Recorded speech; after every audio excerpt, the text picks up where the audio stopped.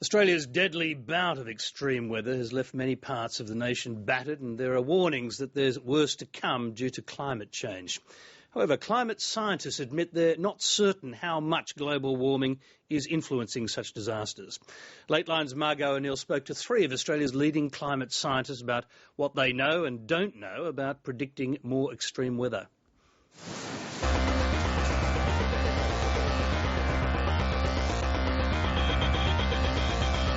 Australia's climate seemed to flip into overdrive this summer.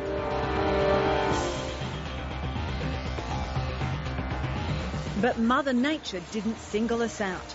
Record-smashing weather has lurched from one extreme to another in the past year around the globe.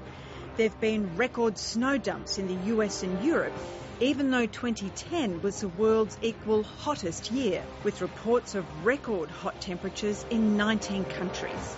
As well, every continent except Antarctica suffered catastrophic floods, while the Amazon endured another devastating drought.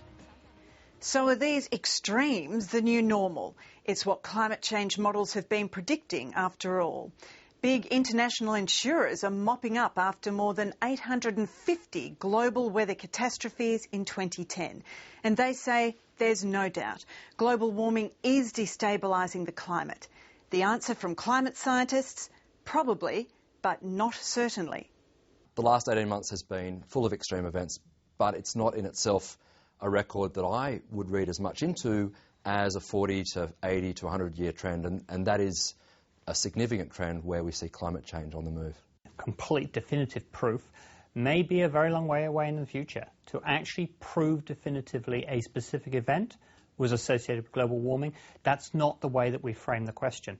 We ask, is there a change in the frequency of events? Are those becoming larger and larger? And if we look globally, we see those things occurring. And as I said, and the easiest explanation for what we have observed around us over the last few decades is global warming. This insurance company graph shows the number of weather-related disasters in Australia has almost tripled over the last 30 years. The bushfires in Victoria are another good example where the temperatures weren't just broken by a little bit, but they were smashed. And when you see that, you've either got a freakish weather event well above the average, or there's a climate change signal to that. The alarm bells being rung at the moment aren't based on single events. It's based on all the statistical calculations that are done on many of these events. Here's what the scientists are certain about. That greenhouse gases trap heat, which is basic physics.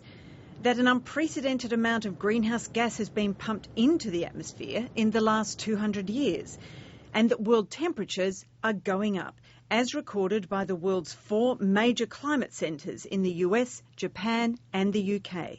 It's in all of the measurements. It's in thermometers, it's in ship measurements, it's in airplane measurements, it's in satellite data, it's in radiosonde data, it's in all of those. And so... And if it wasn't happening, why are the glaciers melting as well? I mean, there's no glacier on the planet, I don't think, that hasn't melted significantly over the last century. Why would they be doing that if warming wasn't occurring? So they're also certain it means more extreme weather. We're shifting the long-term average climate to warmer conditions and to have, on average, more moisture in the atmosphere associated with these warmer conditions. That then means, with more moisture in the atmosphere, that when it rains, there's more energy available for the weather systems, and that means more intense weather systems.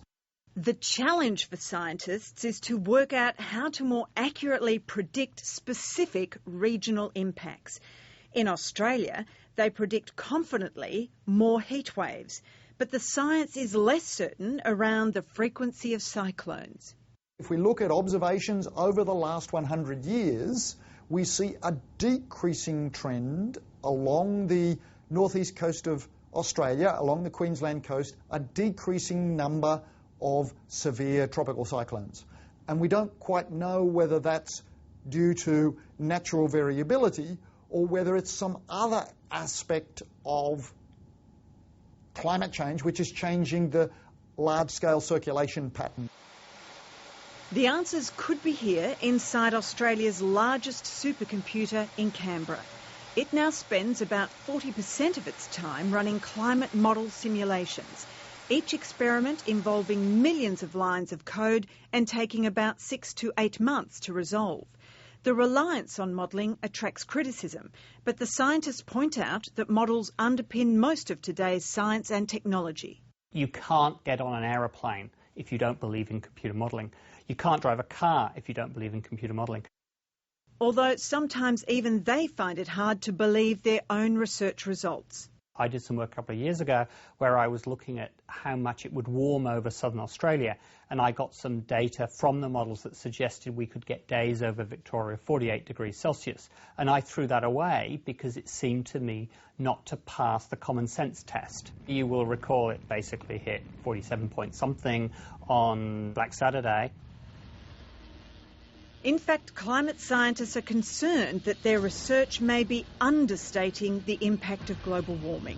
Already the rate of drying in southwest Western Australia has raced ahead of their models. This graph shows the alarming drop for inflows into Perth dams.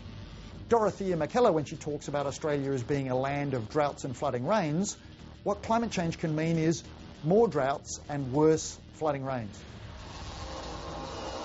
Margot O'Neill, Lateline.